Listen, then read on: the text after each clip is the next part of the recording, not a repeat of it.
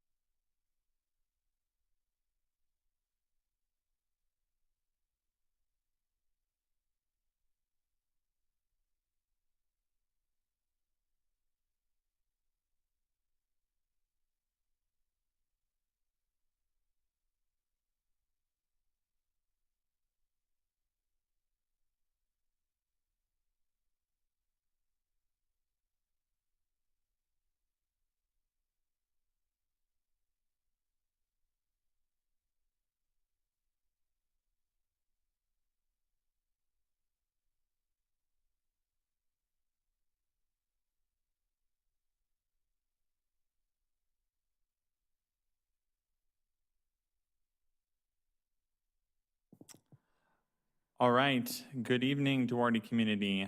Before we get started here, I just wanted to have Ms. Diaz make a quick comment.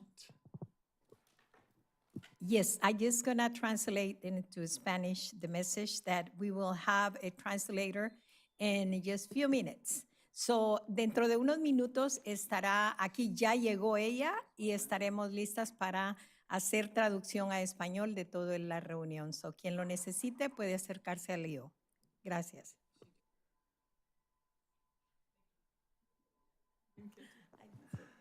All right, thank you very much, Board Member Diaz.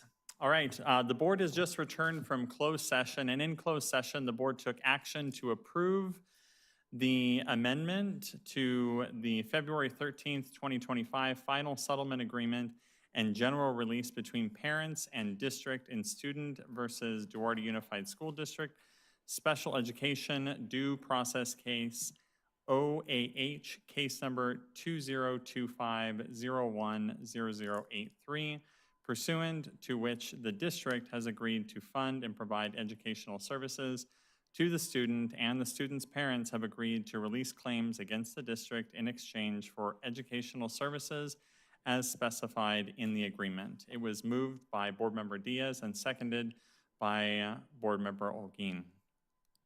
All right, I will now call this board meeting to order at 6:36 p.m. I'll do a quick roll call. Board Member Diaz. Here.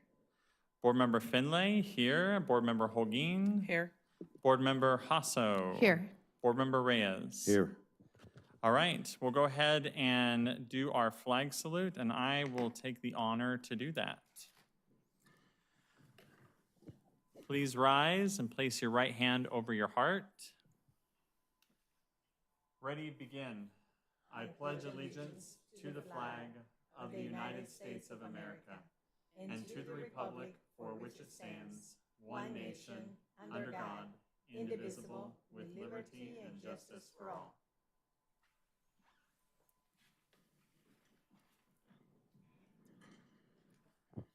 All right, thank you. We'll now move on to the adoption of the agenda. Do I have a motion to approve the adoption of the agenda? Move to adopt. Second. Motion by Board Member Reyes, second by Board Member Diaz. Any discussion?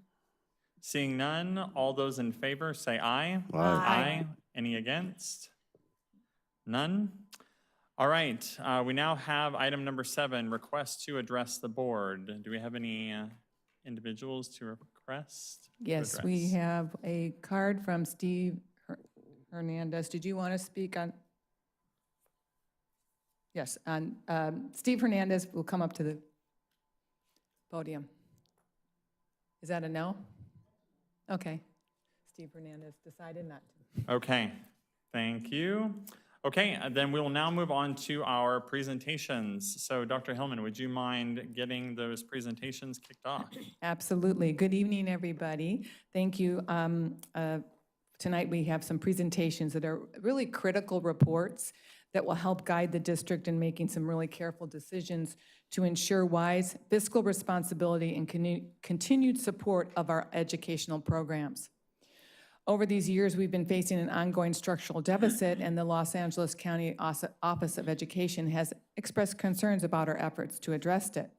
So as part of our budget stabilization plan, we have taken several actions, including a thorough analysis of all spending and the use of restricted funds, a fiscal crisis management assistant team, or a FCMAT report, a staffing study by School Services of California, and, as you will hear tonight, a demographic study and a refresh of our facilities master plan.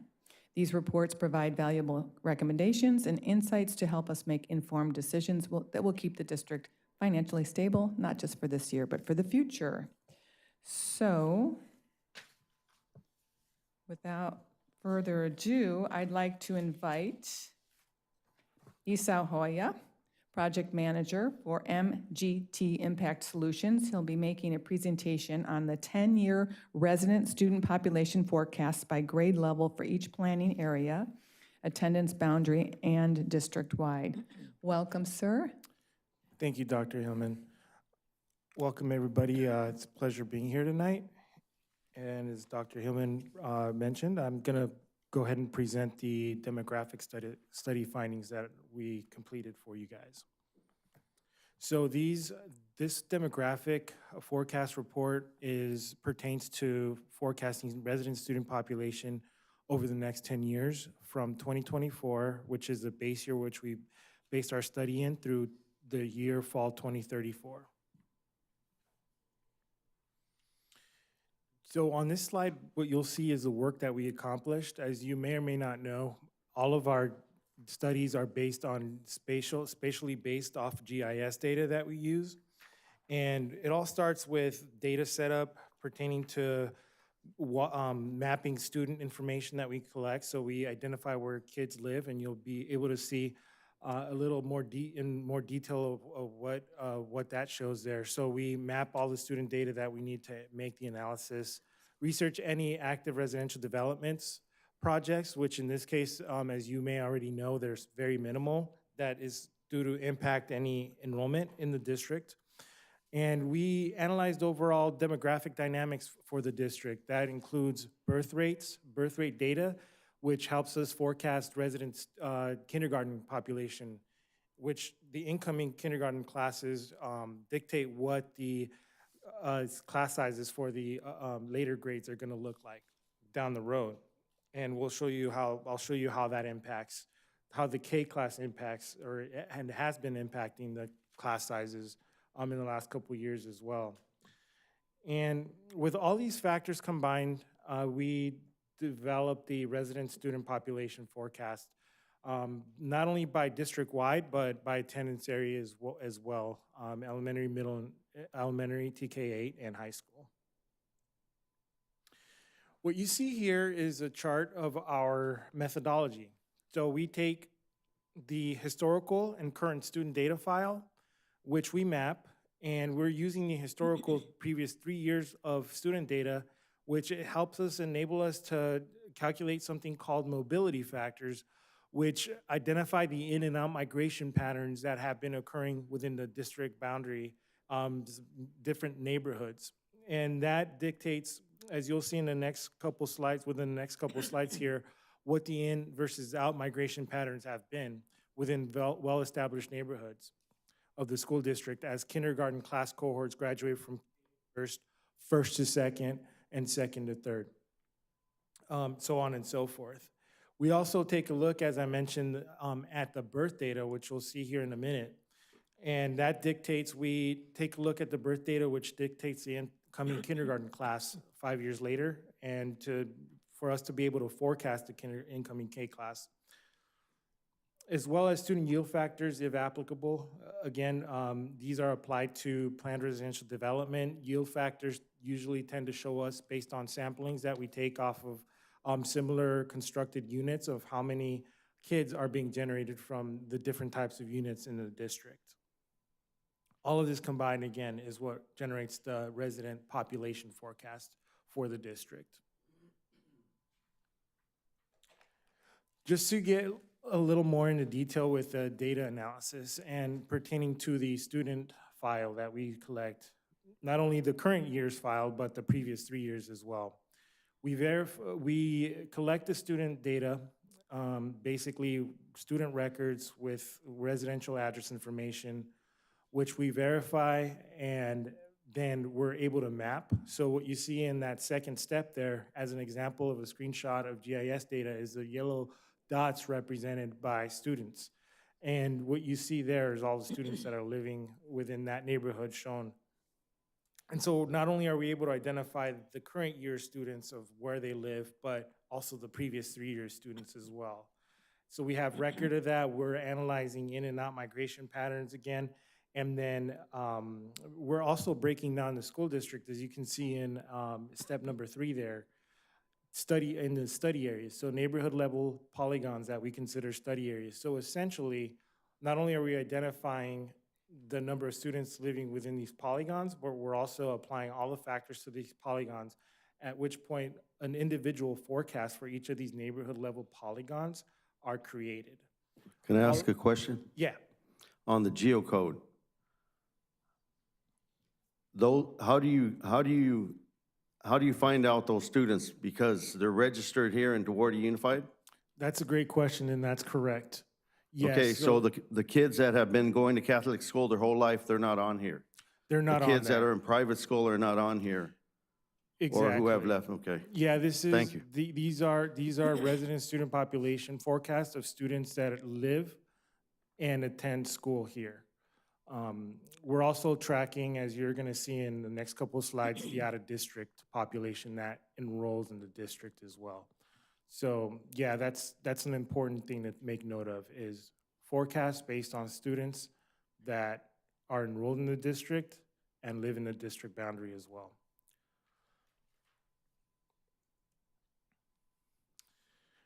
Once we map the student data, what you'll see here in this map is just the overall density of the students.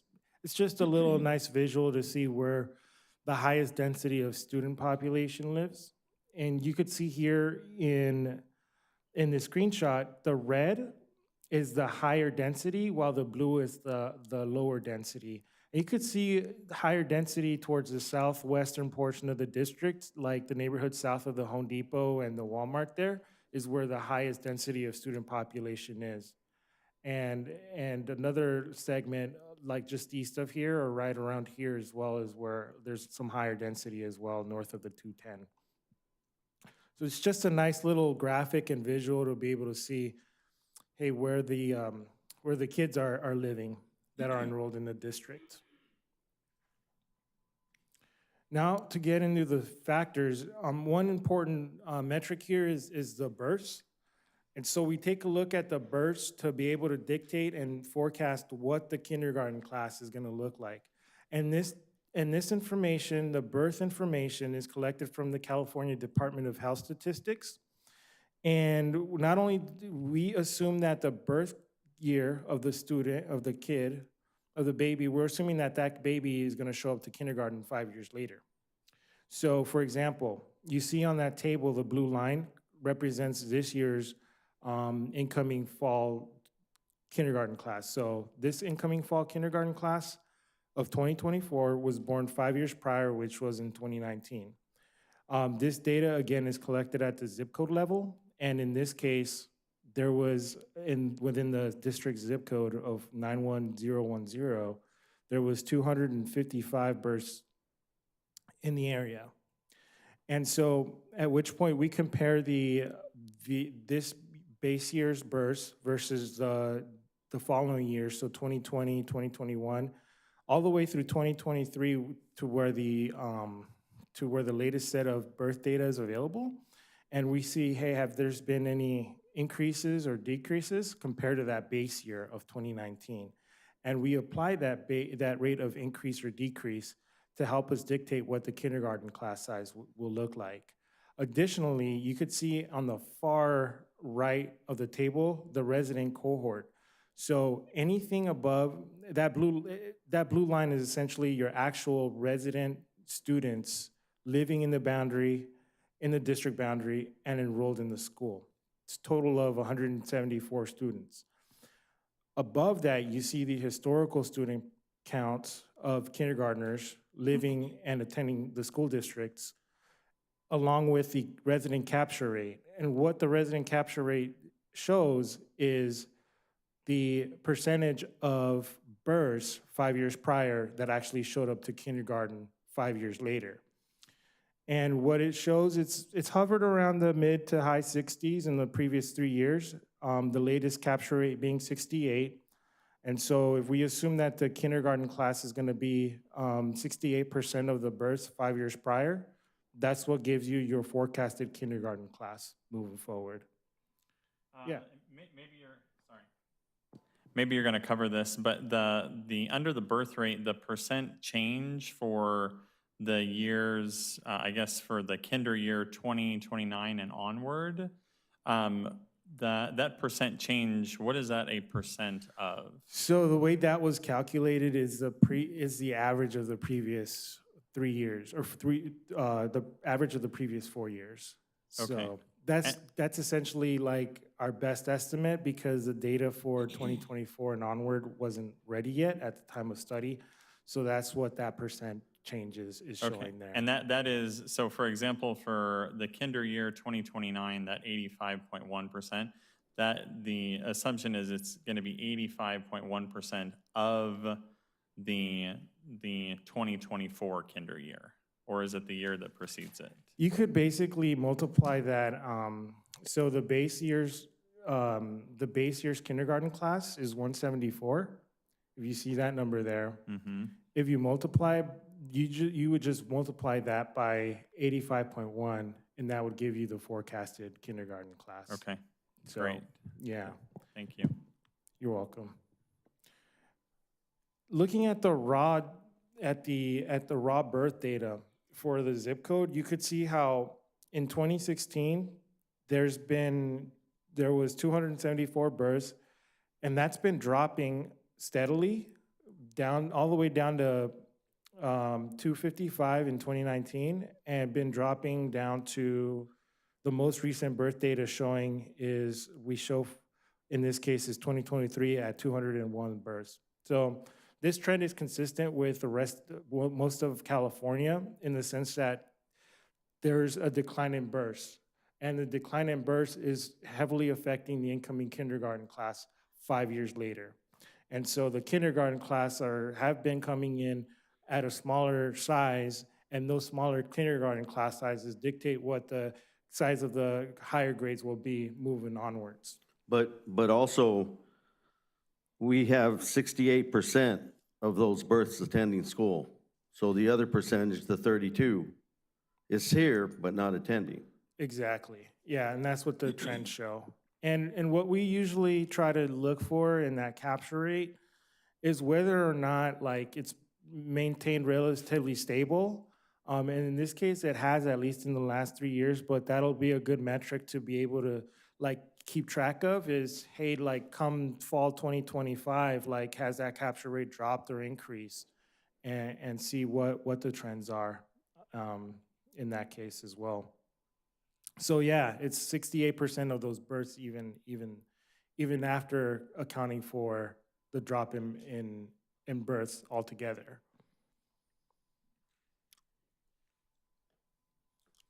What you see on this page here is the mobility factors. And the mobility factor is basically a calculation at the neighborhood level within each of those study area polygons. And we're tracking the in and out migration patterns occurring within each of these neighborhood levels, within each of these polygons we call the study area. And this basically tracks we do this sampling or the study on any neighborhood that doesn't have any construction within the last 5 years. So these are well-established neighborhoods of us tracking students as they transition from one grade to the next. So we're basically looking at the kindergarten class cohort within each of those, using this year's student data and the previous 3 years of student data, and we're tracking each class cohort to see historically, okay, what is the kindergarten class? Is there a gain or decline in students as this cohort is moving on from grades K to first, first to second, second to third, so on and so forth. So on the table, and this data is summarized by the elementary attendance area level. And this addresses any move-ins and move-outs from the district. It also addresses any students that maybe they're still living in the district, but maybe might have gone to charter or private school. Any kind of shifts like that is essentially captured in that mobility calculation. And any number that you see in the table essentially is less than 1 is a decline or out-migration. Anything over 1 is in-migration pattern. And what to look for here is the decline is in the yellow and the increases are in blue. And you overall see that from grades 4 to 5 as a general trend. You see the overall out-migration pattern as kids are transitioning from grades 4 to 5.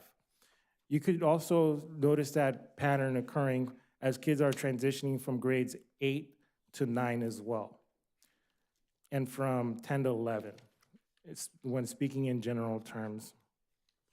And so, yeah, it's like, as an example, within the Beardsley Academy area, mobility factor of K to 1 of 0.96 is basically a 4% drop of students as these students are transitioning from K to 1 when talking in overall general trends.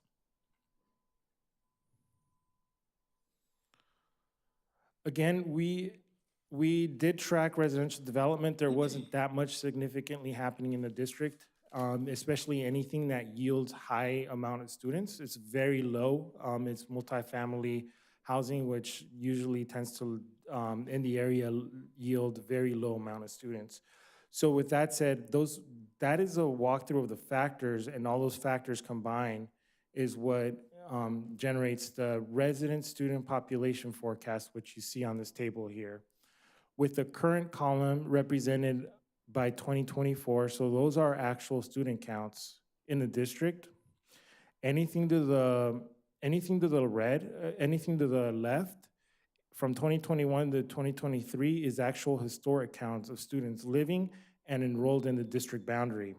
Anything to the right from 2025 to 2034 is the resident student population forecast of students living and enrolled in the district boundary. And as you could see, in terms of resident population, for TK-12, it's due to a decline down from 2,445 TK-12 students in 2024 down to 1,867. A lot of that is being dictated by the lower anticipated kindergarten classes, which are represented by the decline in births. And that's been an overall trend that's been occurring in the previous couple years as well. As you could see in this example here, in 2021, you had a class as high as 199 kindergartners living and enrolled in the district boundary, and that's dropped down to 174 in 2024. And due to drop even further as the years go along. You could also see that overall class size distribution is higher with it from grades 4 through grades 12, more or less. So you could see like class sizes in the 190s to 200s in many of these grades, while as those graduate out, they're gonna be replaced by lower class sizes within the early elementary grades, like replaced by class sizes such as 171, you could see grade 3 as of fall 2024, or 175 in grade 2. We also have the TK row, and that's, we're forecasting TK, and we implemented the universal TK rollout on here, so you could see the effect of that and how that class is due to stable out in the next couple of years here as full implementation comes into place. Overall, TK8, there was an enrollment and population of 1,729 due to decline down to 1,360 by 2034. And then for grades 9-12, there was a total of 716, and that's due to decline down to 506. So those are the trends for the resident student population forecast. The further out you go on these forecasts, the more cloudy it becomes. It's the first 3 to 4 years that are like the most precise. I highly recommend that this be revisited regularly to be able to capture the latest trends. So the apartments aren't included in this? They are not. We took a sampling of recently built apartments in the area, and they just don't generate enough students. They're not generating enough students to make a significant impact on the forecast.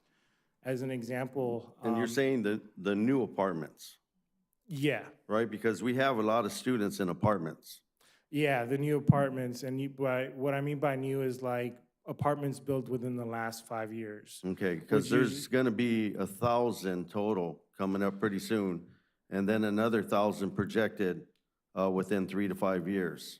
Yeah, and unless that stuff is like affordable, completely like subsidized housing, it's not gonna generate too many students.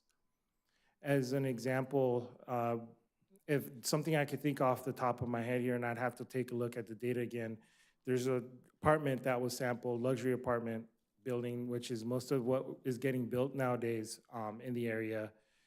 150 units generated like 2 kids, TK8. So not much of an impact there to make. But you don't see that changing, because there isn't much of a choice out there anymore. Yeah, So like my kids are gonna be stuck in that unless they're at home with me and my home becomes a multi-generational home, yeah, which has been happening here in Duarte as well. yeah. Okay. It's not only in Duarte, it's been in a lot of areas Well, in Southern yes, California. yes. Yeah, and unless there's like more subsidized housing, I think that's gonna be the case moving forward as well, unfortunately. So, yeah, that is a trend, and not only But does that it- trend can change, Let's hope it does, right? you know, because I And- mean, it looks like they're getting used to paying this $3,000, which I think is crazy, a month, right? For me, that is anyway. Yeah, yeah. Let's hope it changes. And all we could do is use the latest trends of what's happening to predict the future, but yeah, maybe hopefully if we come back next year or the following year and analyze this all over again, maybe that could show something different, hopefully. But yeah, the trends are what the trends are right now, and that's the reality of housing right now in Southern California as well as Northern California as well, like Bay Area. So, yeah.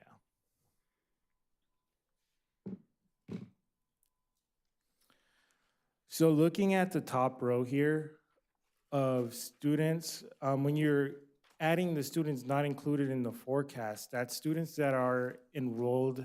This category of students represents students that live outside the district boundary and are enrolled in the district. So they're basically students living out of the district boundary. You can see there's a high proportion of students that actually do attend Duarte schools from outside the district boundary. The number being 511 out of the total of 2956 total. So that's a good percentage, and you know, it's what the programs that are offered here are attracting students into the district from outside the district boundary, for sure. So you could see how that number, you know, that's totally under the school district control onto how many are accepted or admitted into the school district system versus those that are not. But our best estimate at forecasting this is just taking the rate of change of the actual resident student population forecast, the rate of annual change, and applying that to the out-of-district population. I'm sorry, quick Moving question. forward. Yeah. So as of today, we have 511 students from outside of Duarte in our schools. Yeah, may I clarify that?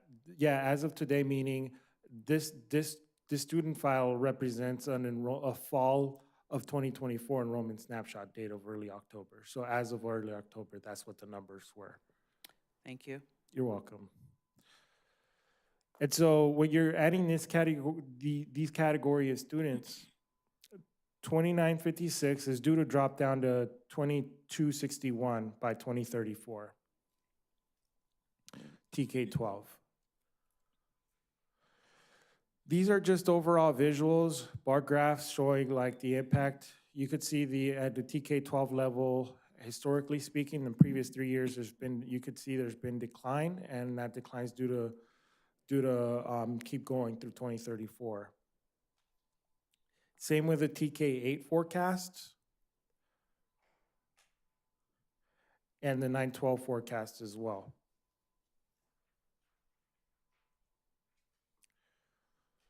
What you see in this map is a net change of forecasted TK-8 students. Anything in the green is decline, while anything in the orange and red is slight growth for those areas. And it's likely, and the growth in those areas are just like positive in-migration of students that might have not been enrolled in the district. Data is actually showing that there's more students being enrolled within those study areas that you see here. Overall summary, you could see here, base year 2024 TK-8 of 1729 due to drop down to down to 1360. Then this is strictly resident student population. And then TK-12 2445 down to 1867 by 2034.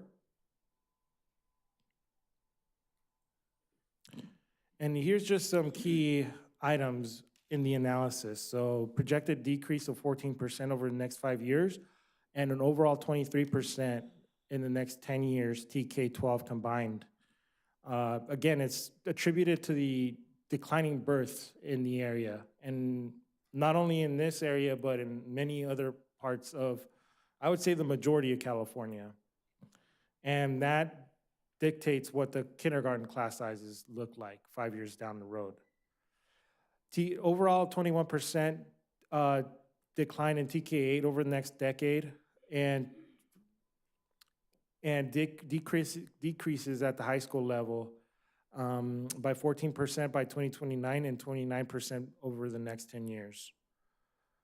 There are challenges retaining students from grades 8 to 9 due to the charter schools. And again, the district does attract students from outside the district. It's a good proportion of its enrollment. And again, the development, there's no significant high yielding development at the moment that's due to impact the district. With that, I thank you for this time, and I'll open it up to questions. All right, board, any questions for our presenter? On page number 3, I saw a number for preschool, but I didn't hear anything about the numbers at preschool. That impact our enrollment, or how did that go with this presentation? Yeah, preschool is not really, it doesn't impact enrollment as much because preschool is completely separate category of students that like are enrolled through special programs, typically speaking. So it's like a small proportion of what the potential kindergarten class could be in the future. I see. Okay. And that's probably for you, Dr. Hillman. How many schools do we have preschool right now? Is Bursley? Currently, we have preschool programs at on the Andres Duarte campus, as well as at Maxwell. We will be moving to Beardsley, the Beardsley area. And preschool is a little bit different too, because people who from out of the district enroll in our preschool programs as well. Okay. Because Thank you. it's separate. Mhm. Thank you. Thank you. You're welcome. Other questions or comments, board? All right, I do So have, it- oh, go ahead. So Mr. it Reyes. looks like we need to do our homework according to you. We have students out there that live here and aren't attending our schools. And Yeah. quite a few. You don't have that number when you did your study? No, And it's hard for you to find that number, right? Yeah, and it is a study that we do, but to be honest, it is a study that we do. It's based on estimate census numbers. So the census is every 10 years, as you could see, but if you want the latest and greatest, it's based on the American Community Survey, heavily based on the 5-year American Community Survey estimate. So it is an estimate that we're comparing it to, but that could give you a good metric, more or less. And that's the closest you'll get as to like what the enrollment is versus what the actual population is within each of these areas. And we could potentially do it not only at the district-wide level, but at an elementary, down to the elementary granular level as well. So our homework is to grow our schools. Yeah, definitely. Thank you. So I have, I guess, some comments and questions. So I guess, first of all, it's kind of sobering to hear that with the housing that has been developed here, we're not getting very many young families in here. Hopefully, I mean, maybe there's young couples that are gonna have kids in the future. Maybe they, I mean, because they are new developments, so maybe they'll have kids. I don't know who all is living in those places, but, you know, it is, as Mr. Reyes alluded to, you know, I worry about my kids ever being able to afford a place to live in this state. And, you know, so that is kind of a sobering statistic to look at. And I do remember at the CSBA conference a couple of years ago, there was a session that talked about LA County specifically anticipating at least a 20% decline in birth rate over the next decade or so. And it seems like your data seem to support that happening in our city as well. I guess two bright spots that I'd like to have your thoughts on is I guess in combination with slide number, I believe it's 8 and 9, you know, so we have a capture rate most recently of 68%. And so these represent students that are kindergarten age that are not enrolling in kindergarten in our district. Is that correct? The 68% is actually the kids that are enrolled in the district. Oh, sorry. Yeah. So it'd be the 32 that are 32% are not. Yeah. So it seems, at least, and correct me if I'm wrong, those individuals it's not like they came in, tried our school, and then said, I don't like it, I want to go somewhere else. They just never enrolled, period. Yeah, that's correct. Okay. Yeah. Because if we go down to then page 9, at least for Beardsley and Maxwell, the place where I would think there would be the biggest exit, which is going from grades 8 to 9, both of those schools are retaining 90% of their students are going into our high school. Now, Royal Oaks and Valley View are laggards in this respect, you know, not quite reaching 80% for those. So to Mr. Reyes's point, there is some work that we can do, especially at those schools, to try and retain those students. But I think overall it is somewhat promising to see that of the students that do start at Duarte, even though it's not a number that we want, they're coming in and liking it for the most part. And I think that is further supported by the fact that over 500 of our students that come here don't live here, which is maybe a testament to our programs that we have to offer here. Yeah, definitely. And the kindergarten capture rate is, you know, we try to look at, because depending on the district, it may or may not like directly, the zip code boundary may or may not directly align perfectly with a district boundary. So what we're looking at here like is, hey, is the capture rate at least staying relatively stable? And if it is, then that is a plus. Like the district is having its kids born there consistently at a consistent rate enroll in kindergarten 5 years later. All right, thank you very much. Any other, oh, Ms. Diaz. My question will be, again, going back to the preschool program. Are those preschools kids students that we have, usually they enroll in the pre-K or K? Yes, I can get you precise data on that, but typically they are pretty much rolling in. And parents at 4 years old, excuse me, they now can attend TK. So that's why we're starting at 2 years old, to start them even sooner. But we'll get that data for you specifically. Thank you. And I just had one question on the same slide here. So when we're looking at the 68% capture rate, which leaves the, what was it, 32%? I don't know if it was in the larger report or if it's something that could be analyzed. Could we see, is there a way to find out the distribution of that 32% of students who are not not enrolling in kindergarten? That would probably be doable at the elementary attendance area level when Okay. looking at the census data.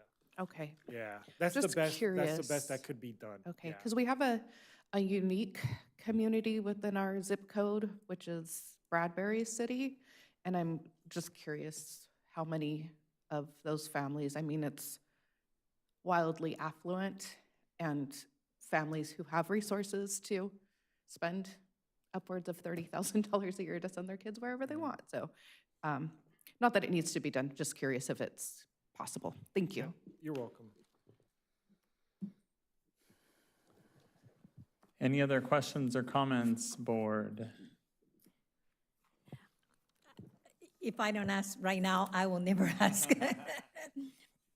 Out of those new complex buildings that we have in the city, you mentioned that we have 2 students from one. As an example that As I an thought of, example. yeah. But do we have any idea how many students come from that building across the street from Bank of America and Via Esperanza building? We can look and see if we can find that out for you. I know that you've done some studies with that, but looking at where our students are. Yeah, we could look that up too. Yeah. I would appreciate that. Thank you. Great question. Any other items? All right, well, thank you very much for presenting this and for answering our questions. It's been really enlightening. Thank you. Thank you. Thank you. If I may move on to the next item? Yes, that President? is just fine, Dr. Great. Hellman. Thank you. I'd just like to now invite our presentation of the district's facilities master plan refresh, which kind of goes nicely with this demographic study. This is Jay Tittle. He is the studio principal from Little Architects. He'll be making a presentation on the district's facility master plan refresh. And you have it in front of you there, and Mr. Tittle has a presentation. Good evening, sir. Good evening. Thank you, Dr. Hillman. So what I'm going to present to you, first of all, is a refresh. What does that mean? It's a refresh of the master plan that we prepared for you all in 2016. Okay? So as I go through this presentation, it's a few pages pulled out of a much greater document, which I assume you probably have, that I'm going to summarize and go through. So I'm going to talk a little bit about process. I'm going to go through just one of the campuses as kind of a case study to show you what we covered in each of the campuses. I'm going to focus a lot on capacity of each of the campuses, okay? And then I have some closing remarks. Okay. All right.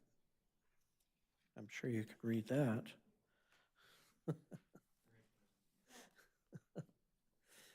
All right. So historical context, that's what I was talking about. So in 2015, we did the original contract to do the master plan. And and we completed that in 2016. And there was some recommendations that came out of that. I'm not going to go through that.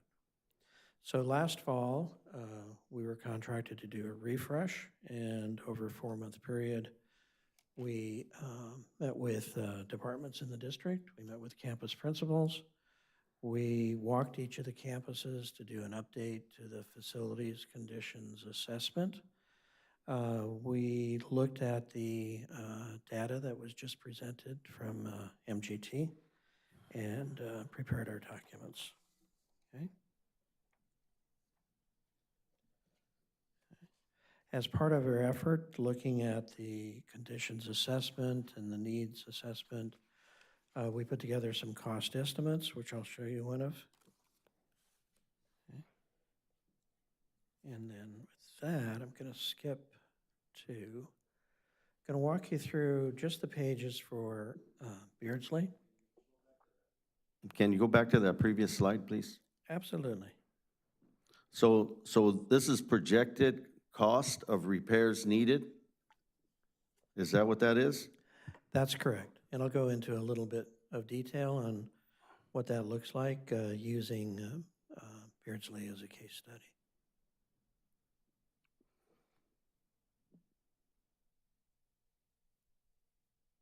Ready to move on? Okay. All right, so Beardsley, the format for Beardsley is the same for each of the schools, so I'm just going to kind of walk you through the format of it. So each campus, we have a page that gives some overview. Where's the campus within the district? What's it look like from a Google Earth view? What's the mission statement? Some data about the campus in terms of acreage and parking, and all of the buildings and their square footages on the campus. And then I'm going to come back to this as a capacity study, but we looked at the contracted class sizes, the number of classrooms, et cetera. Okay. Looked at a recent enrollment history on that campus. Okay. Included some photographs of the campus in the larger document. And then meeting minutes from sessions that we had either with district departments and or campus principals. This is the kind of the master plan. In the case of Beardsley, you see, if you're familiar in detail with the campus, there's a lot of changes that are about to take place with the construction work in terms of consolidating the Duarte preschool here and adding some other classrooms throughout. Okay. This is the cost layout. Gives you the detail of what you're looking at. So we identified modernization costs for buildings. And then we also included the cost of the construction work that's about to begin. Excuse me.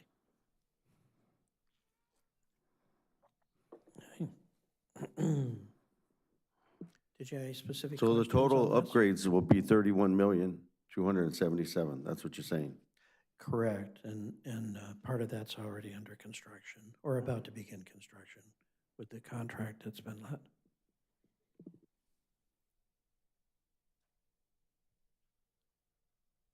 Anything else, Anna, I can answer on that? Yeah, you have a new building, 2-story.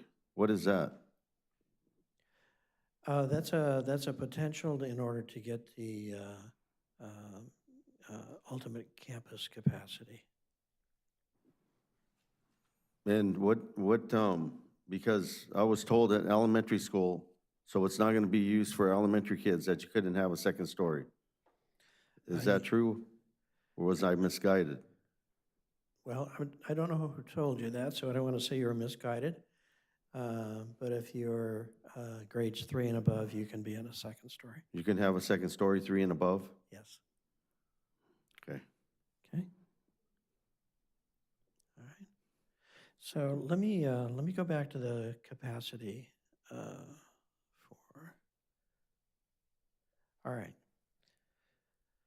So I'm going to start with Beardsley, and then I'm going to show you just the capacity study pages for each of the other either campuses. So we have here from the left-hand side, we're looking at preschool. We included special day class, TK, K through 8th grade. The second column from the left is your current contracted teacher-student ratios. And then the next column, working to the right, is your current enrollment in each grade level. And then the next column has the number of classrooms and then the capacity. Okay. So the important numbers, I think, to look at if you go to the bottom, the current enrollment at Beardsley, and again, these are phone numbers. Enrollment, as you know, can change day to day. But the current enrollment is 475. The capacity is 779. And that is the capacity after these changes take place or before? Before, thank you Okay. for asking that. Current capacity, okay.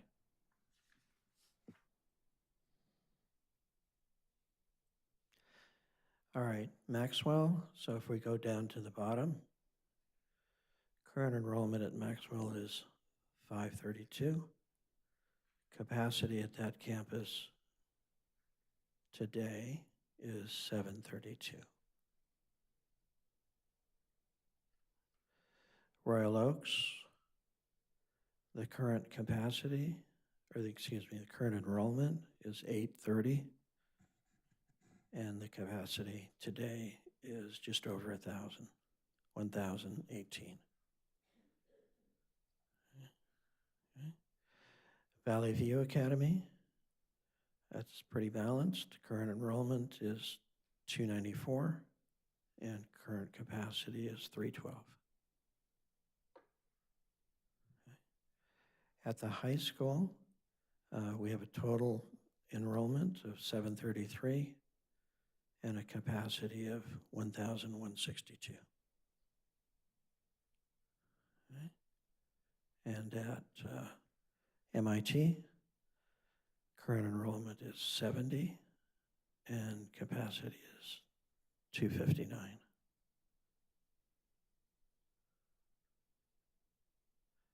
Any questions on those? Okay. So this kind of dovetails with the MGT study that you just heard. I was just at the bottom of this page. I was kind of replicating their projections, looking forward to 2026 out to 2034.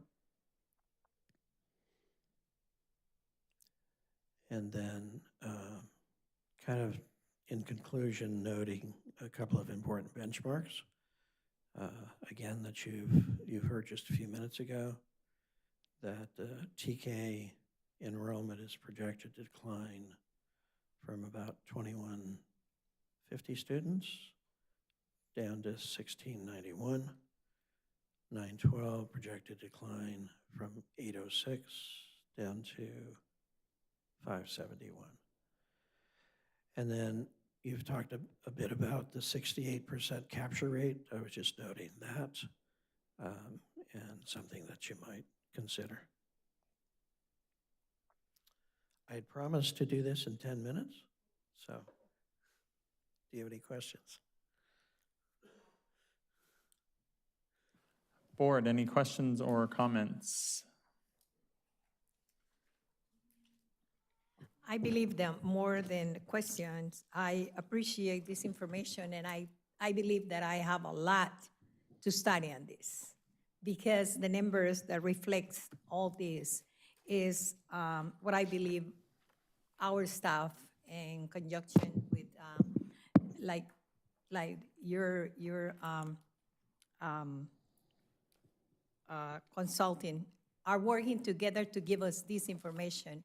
And based on this information, we can see what the reality is. It is a fact that we have a lot to read in here. Just the numbers that show how many students should be at school and how many they are, it is very, it is a really tough for me to digest that. And so I just appreciate you and your staff and the the consulting.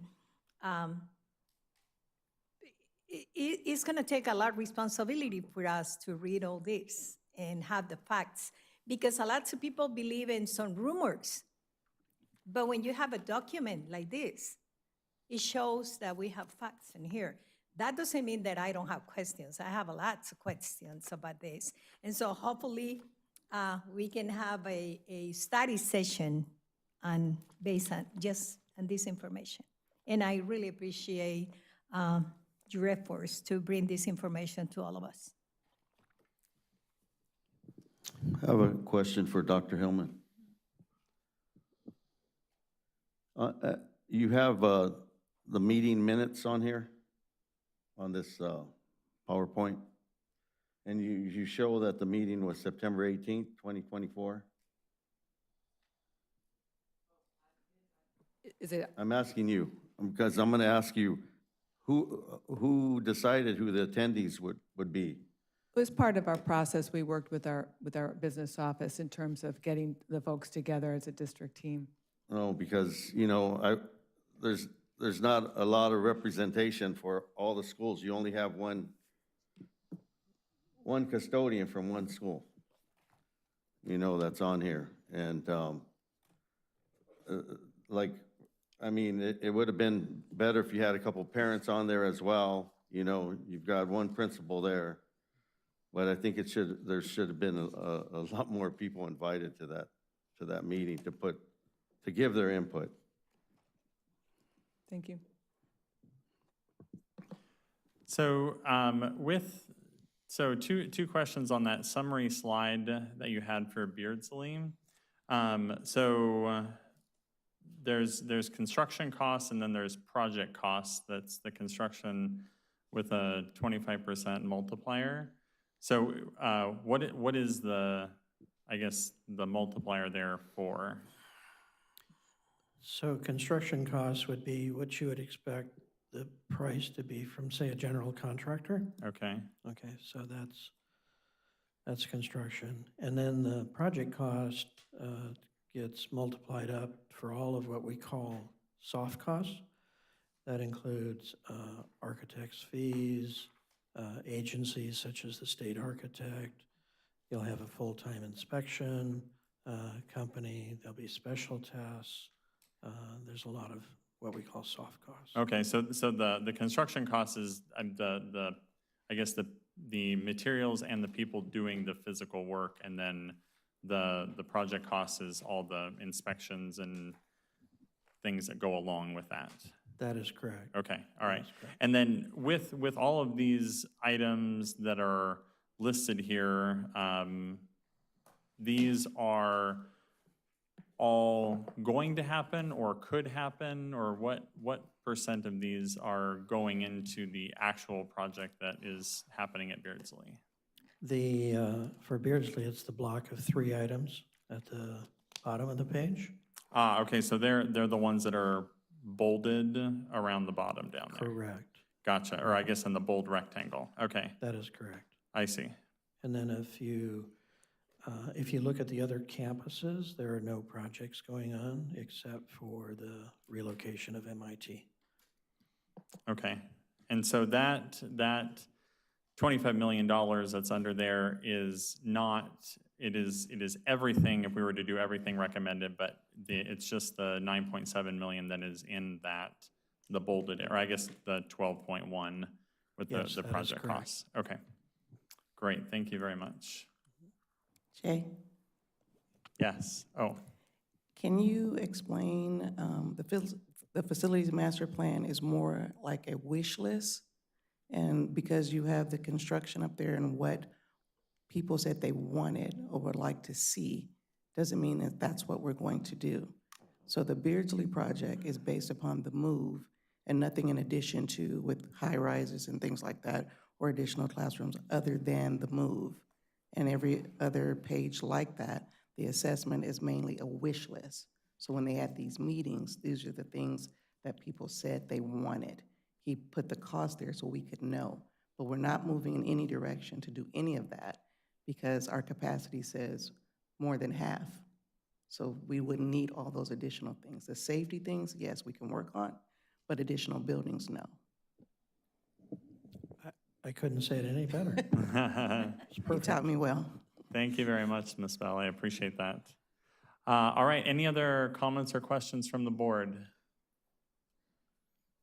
All right. I One don't- really quick, just Oh, kind of yes, building off Dr. of both Asa. of your questions, could we say that these provide not just a wish list, but also an opportunity for us to set priorities in terms of where we would focus our attention when we do have the funds available? Absolutely. Okay, thank you. Excellent. All right, well, thank you very much. We appreciate you putting this together and presenting it and answering some questions. We appreciate it very much. My pleasure. Thank you. All right, board. So those were our two presentations. Let me just get back to my agenda here. All right, so I believe now we can move on to agenda item number 9, which is the consideration of the Waldorf School's request to lease the Andres Duarte campus. That's number 10. That's number 10, yeah. Oh, Number 9 is presentation on the district okay. facilities master plan. Sorry, on mine it is 9 on mine, so thank you. It is number 10 on here. I do know my numbers, I promise. All right, so just to give a little bit of history on this, there was a petition put forth from the Waldorf School in Pasadena to request to use our currently vacant campus at Andres Duarte as a result of their school sustaining complete and total, I guess, destruction during the fires in Eaton or up in Altadena. And so we have, we investigated it, looked into it, and had a discussion about it in closed session today. So we are now here to go ahead and entertain any motions with regards to this, and then possibly have some discussion as well. So I will go ahead, I'll make a motion that based on what we have heard from legal, that we deny the request for the Waldorf School and direct our superintendent, Dr. Hillman, and her team to communicate this decision to the school and to the requesting party. So do I have a motion for that? Second the motion. Sorry, I was moving, thank you, and Ms. Diaz was seconding. So any discussion on that? Just for information and to be on the record, can you mention a fact of why we're not able to do this? So is that directed towards Dr. Hillman Or whoever she would like to or- direct that question to? Thank you. Our legal counsel, Serene Abrahamian, is here to answer any questions, to help with guidance with this conversation. Serene, thank you for being here tonight, and I think she might be able to answer that question. Thank you, Dr. Hillman. Thank you, board members, for having me tonight. And to address the question, there are two overarching issues. So one is, under the Education Code, Section 17527 et sec, which is what we would rely on to enter into the type of lease arrangement that the private school is seeking here. It specifically prevents districts from entering into short-term lease agreements with a private school that's a K-12, which is what this entity is. This entity does offer a nursery program, but that doesn't take it out of the restricted provision of that statute. And then secondly, the district's property, as the board is aware, and I think the community has been following along, is under an exclusive negotiating agreement with the Crestfield Townhomes. And it's for the longer-term, potential long-term development of the property. What the exclusive negotiating agreement covers is the due diligence and entitlement periods for the developer to do their legwork and then submit what's called a site plan to the city for consideration. The stage of the process that the developer is in right now for the long-term development of the project is the entitlement period. So in other words, they have submitted a site plan for the development to the city, and the city is considering that, including the potential environmental impact and zone change and general plan amendment requests. So that is in process and would restrict the district's ability to consider the proposal of the private school. Thank you. Other discussion, board? All right. Yes. Mr. Reyes. I'm glad you put it on the agenda. I'm just sorry it took so long. We're making those people wait for an answer. I think that was bad taste. No, I know it was. But on a happy note, okay, they were able to acquire a site in Glendale, which he just sent this to me earlier today. So they're going to be fine for the rest of the year anyway. So she said, say thank you for the consideration.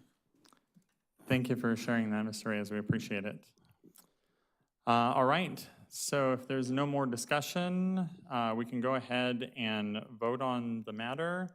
All those in favor of the motion, say aye. Aye. Hi. Against? To decline. Yes, to decline, to deny the request. That's Aye. correct. So I believe that's 5-0. Yes. No objections. All right, motion carries then. All right, we can now move on to item number 11, which is just to receive for information the 10-year resident student population forecast report that was presented by MGT. And then also item number 12, which is to receive for information the facilities master plan refresh. Could I get a hard copy of that, please, Dr. Hillman? It's in here, the 220-some pages? I'll get the appendix for you. This is the first 60 pages. Yeah, the whole thing. The whole thing. The whole enchilada. It's on the website. I mean, No, I know it is, but I'd like a hard copy, please. We will get that.